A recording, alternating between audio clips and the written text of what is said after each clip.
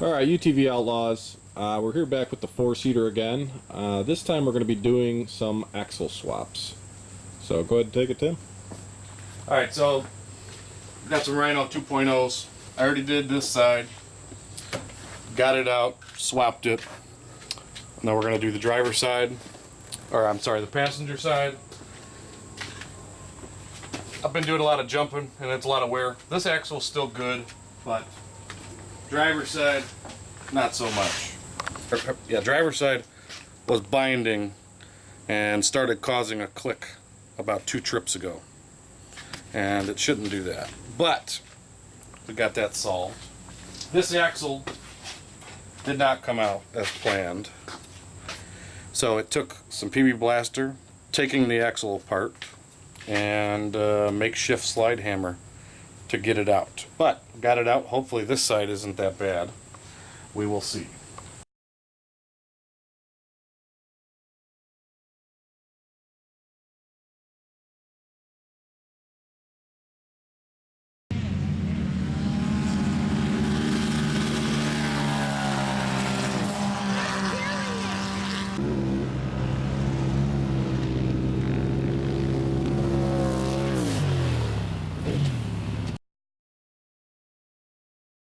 Alright, so we're going to cut this open, show you guys a little bit of a difference between stock and a Rhino's. We've got this on another machine, Buddy's machine. He's got Rhinos. They've held up awesome. I mean, to be honest, the stock axles held up really good. I have 1,850 miles on my machine, and just now, in the last 30 miles, have a problem. So I can't really complain. So from what I gather is the diameter of the shaft is 4 millimeters thicker. The cups are stronger, chrome alloy. And on your stock axle, this plunges, and this does not. It's stationary. But on the Rhinos, it's a double plunge, so both ends. So my thought on that is it's less critical angles, it isn't as bad on them. A little better articulation, basically. Yeah, and they should be able to last a lot longer because jumping, it extends everything out, and that's why we did the limit straps in the last video to try to protect all of this. And I was trying to get till this winter to replace all this, but it didn't happen. Jumping didn't have it. So, what can I say? Alright, so after you get your machine jacked up and you take the tire off, you know, pull this cotter key. New axle will come with a new one, but if you're trying to save it, unbend it. 27 millimeter socket on this particular axle.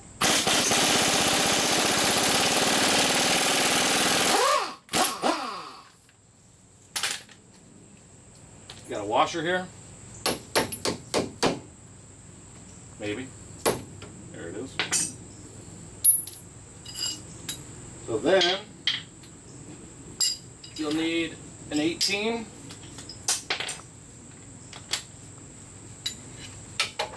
And you can take your radius rods loose. There's a washer. Go ahead and do your lower one.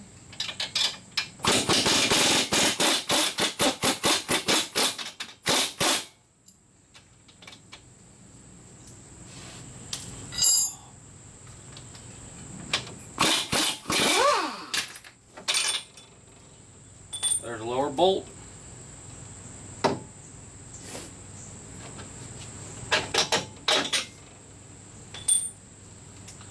Upper. There we go. Oops. That sucks, but is what it is. Now, everything else is disconnected. Should be able to pull this up here. Where is the spray? So I've been spraying in here to try to help get in that socket. The socket is dry. And I didn't have much luck on the other side. We'll see. Let me, this seemed to help it.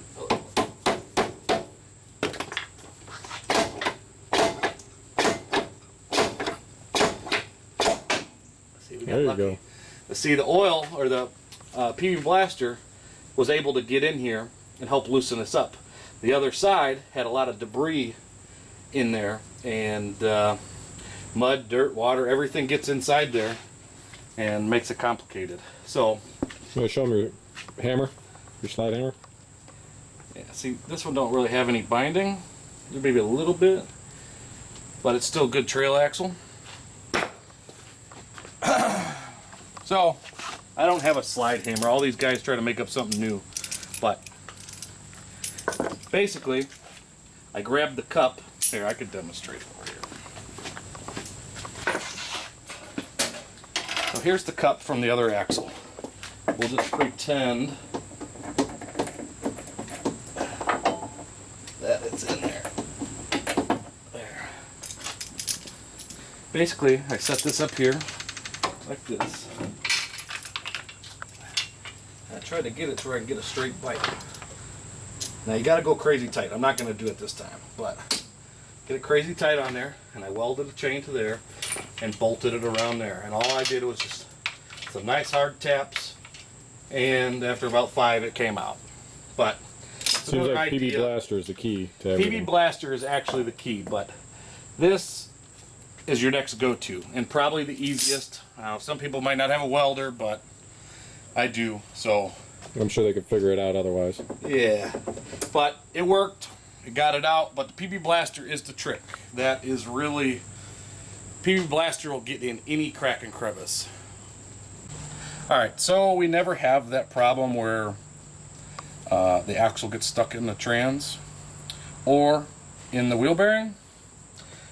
Anti-seize it up, and I use this on everything, you know, from snow plows, anything that's in the water or anything that's seeing the elements.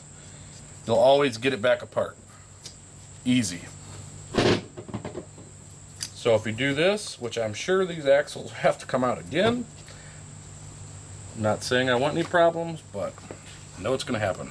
So the other side I'll anti-seize once it's in there, because this stuff is messy and I don't really want to deal with it. Alright, so Super ATV axles, the cup is bigger in diameter, and so it rubs. And so what they want you to do is they want you to take some sort of grinder and just grind this down just a little bit. The driver's side does not have this, so it's just the passenger side, and it barely touches. But, so I'm going to go ahead and hook up a grinder and just try to take this down just a little bit. It's very little, and should be good. So I picked a dull flap disc because it's narrower and it's easier to get in, but let's give it a try.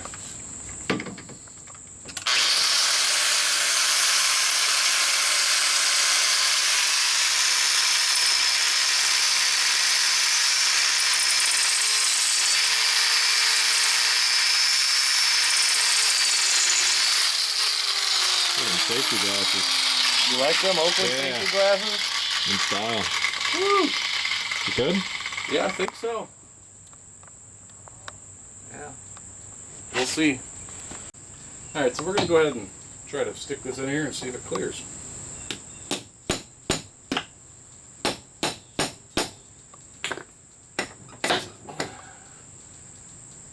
So far it looks good. Give it a couple extra knocks. Get a little tappy tap.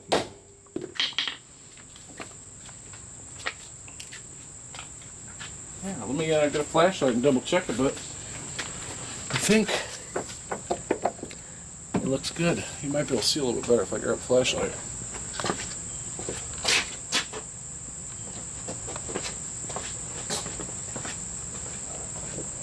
It's pretty decent. Alright, so axle's in. We're going to go ahead and lube up this end. Some anti-seize so you don't get it all over your hands, because it's nasty. It would be easier to just do it with it out of the machine, but it's not worth how long it'll take to get it off.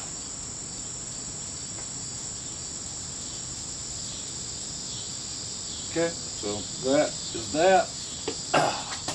Should be able to slide it around.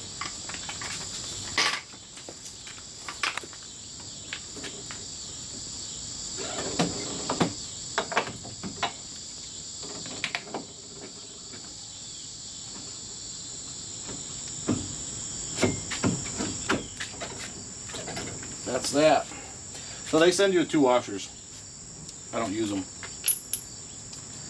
I will use the new nut and new cotter key.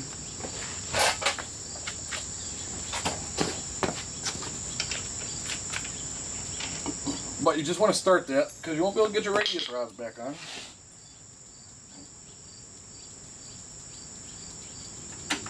So why is it you don't use the 2 washers that they send with it? I don't know. I think one big one is stronger than 2 smaller ones, yeah. I think they're just making up thickness. And so the reason you need that nut loose is so you can slide this in. Because with that nut tight, you won't get this in. Alright, so we got the radius rods in, the bolts, the washers. Now we're just going to go ahead and tighten this sucker down. Maybe.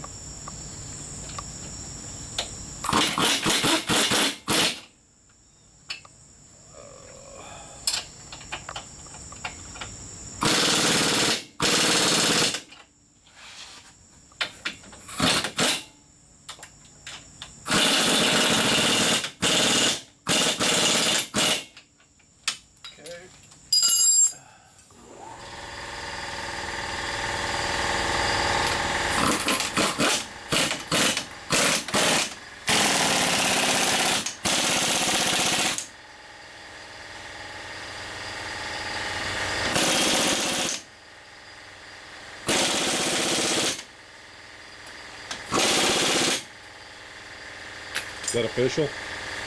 It's official.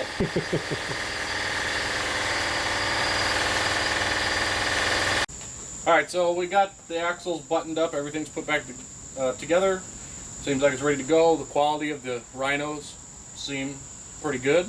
And I mean, we'll try them and see. Got another set that's been running and they seem to be holding up fine to the crazy nonsense we do. We're getting ready for Silver Lake at the beginning of the month. And then we got Badlands coming. I think another Silver Lake trip coming and possibly another Badlands trip coming. But trying to keep all this stuff together until the end of the year, and then this winter we'll do some more upgrades. Have a nice day. Like, share, subscribe. Look for some future videos. They should be coming. See you then.